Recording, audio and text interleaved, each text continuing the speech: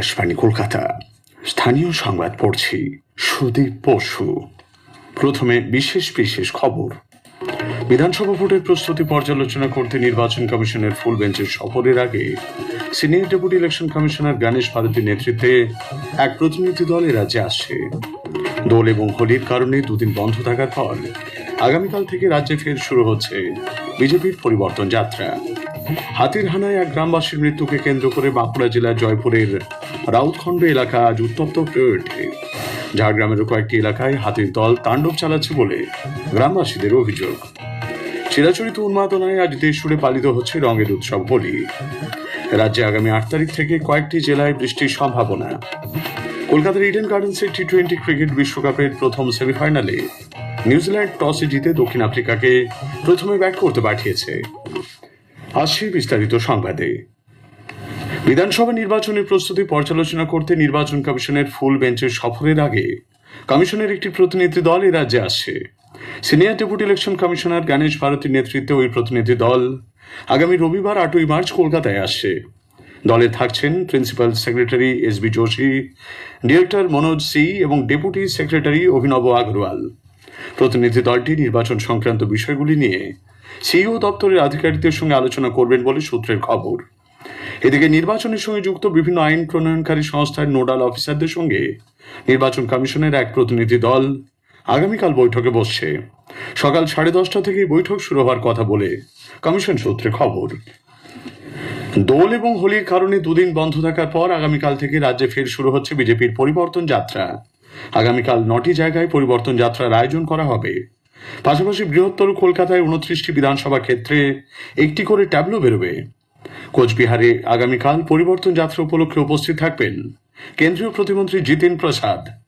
সকালে রাসমেলা ময়দান থেকে পরিবর্তন যাত্রার সূচনার পর শীতলকুচিতে একটি জনসভাতে বক্তব্য রাখবেন তিনি। উত্তরাখণ্ডের মুখ্যমন্ত্রী পুষ্কর সিং ধামি আগামীকাল উত্তর 24 পরগনার হিঙ্গলগঞ্জে পরিবর্তন যাত্রা জনসভায় ভাষণ দেবেন। ঝাড়খণ্ডের প্রাক্তন মুখ্যমন্ত্রী অর্জুন মুন্ডা আসানসোলের বুধা প্যারেড গ্রাউন্ডে পরিবর্তন সভায় বক্তব্য রাখবেন।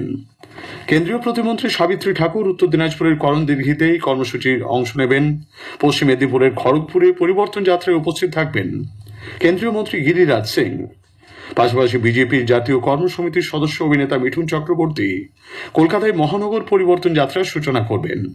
এই অনুষ্ঠানটি আয়োজন করা হবে রানী রাসমণি রোডে। রাজ্যে বিধানসভা নির্বাচনের আগেই তৃণমূল কংগ্রেস দলীয় কর্মীদের উপর আক্রমণ চালাচ্ছে বলে বিজেপি অভিযোগ করেছে। দলের রাজ্য সভাপতি সাংসদ শ্রমিক ভট্টাচার্য আজ এক সাংবাদিক বৈঠকে বলেন, পরিকল্পনা মাফিক রাজ্যের বিভিন্ন প্রান্তে এই হামলা চলেছে।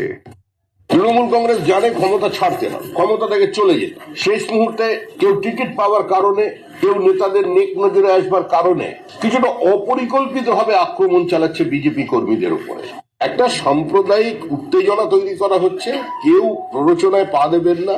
আর সংখ্যালঘুদের গত 3 বছরে একবার হিসাব খতিয়ান নিয়ে কত সংখ্যালঘু পশ্চিমবঙ্গে খুন হয়েছে আর ভারতবর্ষের অন্য রাজ্যে কত সংখ্যালঘু। পশ্চিমবঙ্গে সংখ্যালঘু খুনের রেকর্ডে পশ্চিমবঙ্গ 1 নম্বরে আছে।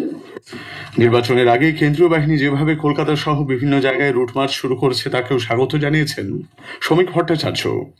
কেন্দ্রীয় স্বরাষ্ট্রমন্ত্রী অমিত শাহ রায়দিঘিতে রাজ্যের শূন্য পদগুলিতে নিয়োগ এবং 7ম বেতন কমিশন কার্যকর করার যে প্রতিশ্রুতি দিয়েছিলেন তা এদিন শ্রমিকবাবু পুনর্ব্যক্ত করেন।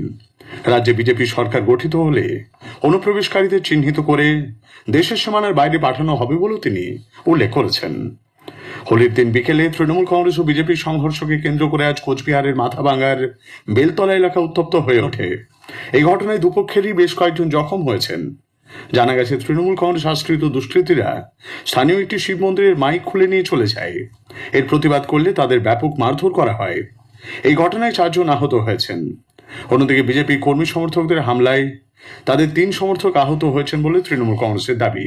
বাঁকুড়ার জঙ্গলমহলে রায়পুর বিধানসভা এলাকার সারেঙ্গা ব্লকের গোয়ালবাড়ি গ্রাম পঞ্চায়েতে তৃণমূল কংগ্রেস ও সিপিআইএম এর একাধিক নেতাকর্মী আজ গোয়ালবাড়ি গ্রাম পঞ্চায়েত থেকে 10 জন তৃণমূল কর্মী এবং 1 জন সিপিএম কর্মী আজ দলে যোগ দেন বলে বিজেপি দাবি করেছে। এসআইআর এর মাধ্যমে আমজনতার মৌলিক অধিকার হরণের অভিযোগ তুলে বামফ্রন্ট আজ কলকাতায় বিক্ষোভ মিছিলের আয়োজন করে। দুপুরে মুখ্য নির্বাচনী আধিকারিকের দপ্তরের সামনে জমায়েত ও সমাবেশ করা হয়। উপস্থিত ছিলেন বামফ্রন্টের চেয়ারম্যান বিমান বসু, সিপিআইএম এর রাজ্য সম্পাদক মোহাম্মদ সেলিম সহ শীর্ষ নেতৃত্ব। মালদার গাজলে সিএতে আবেদন করে ভারতীয় নাগরিকত্ব পেয়েছেন শঙ্করপুর এলাকার বাসিন্দা মহেন্দ্র কুমার সিংহ এবং তাঁর স্ত্রী আরতি সিংহ। ধর্মীয় কারণে বাংলাদেশ থেকে বিতাড়িত হয়ে 1993 সালে ভারতে আশ্রয় নেন তারা। দীর্ঘদিন চেষ্টা করেও নাগরিকত্ব না পাওয়ায় ভোটাধিকারও ছিল না তাদের। 3 মাস আগে নাগরিকত্ব সংশোধনী আইনে আবেদন জানান দম্পতি।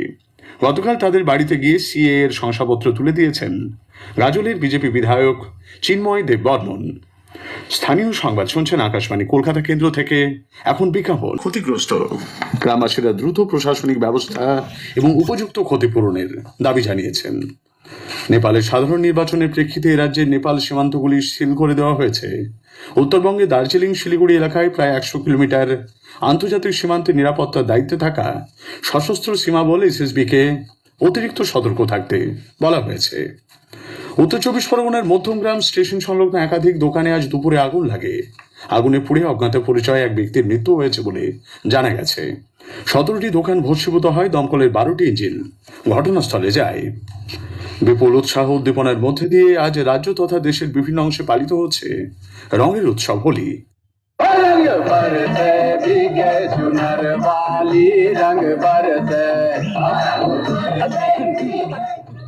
মালদা জেলায় দুদিনের দোল উৎসবে গতকাল ছিল দেবদোল।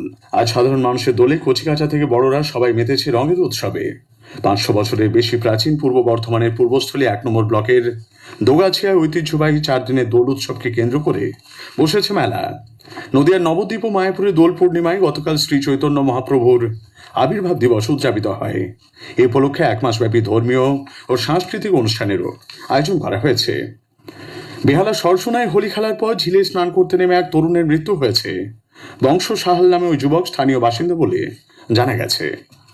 রাজ্যে আগামী কয়েকদিন শুষ্ক আবহাওয়া বজায় থাকলেও 8 তারিখ থেকে বৃষ্টির সম্ভাবনা বলে আবহাওয়া দপ্তরের বিজ্ঞানী ডক্টর সৌরিশ বন্দ্যোপাধ্যায় আকাশবাণীকে জানিয়েছেন। পরবর্তী 3-4 দিন অর্থাৎ 7 তারিখ পর্যন্ত দক্ষিণবঙ্গে প্রধানত শুষ্ক ওয়েদারই বজায়। 8 তারিখ থেকে 10 তারিখের মধ্যে দক্ষিণবঙ্গের কয়েকটা জেলায় বৃষ্টিপাতের সম্ভাবনা থাকছে। বিশেষ করে 8 তারিখে ঝাড়গ্রাম, পূর্ব পশ্চিম মেদিনীপুর এই জেলাগুলো 2-1 জায়গায় বৃষ্টিপাতের সম্ভাবনা রয়েছে। কলকাতার ইডেনে আজ টি-20 ক্রিকেট বিশ্বকাপের প্রথম সেমিফাইনালে দক্ষিণ আফ্রিকা নিউজিল্যান্ডের মুখোমুখি হয়েছে। টসে জিতে নিউজিল্যান্ড দক্ষিণ আফ্রিকাকে প্রথমে ব্যাট করতে পাঠিয়েছে। শেষ করার আগে স্থানীয় সংবাদের বিশেষ কিছু অংশ আরও একবার। বিধানসভা ভোটের প্রস্তুতি পর্যালোচনা করতে নির্বাচন কমিশনের ফুল বেঞ্চে সফরের আগে senior deputy election commissioner Gyanesh ভারতীর নেতৃত্বে এক প্রতিনিধি দল এ রাজ্যে আসছে। আগামীকাল থেকে রাজ্যে ফের শুরু হচ্ছে বিজেপির পরিবর্তন যাত্রা। স্থানীয় সংবাদ শেষ হলো।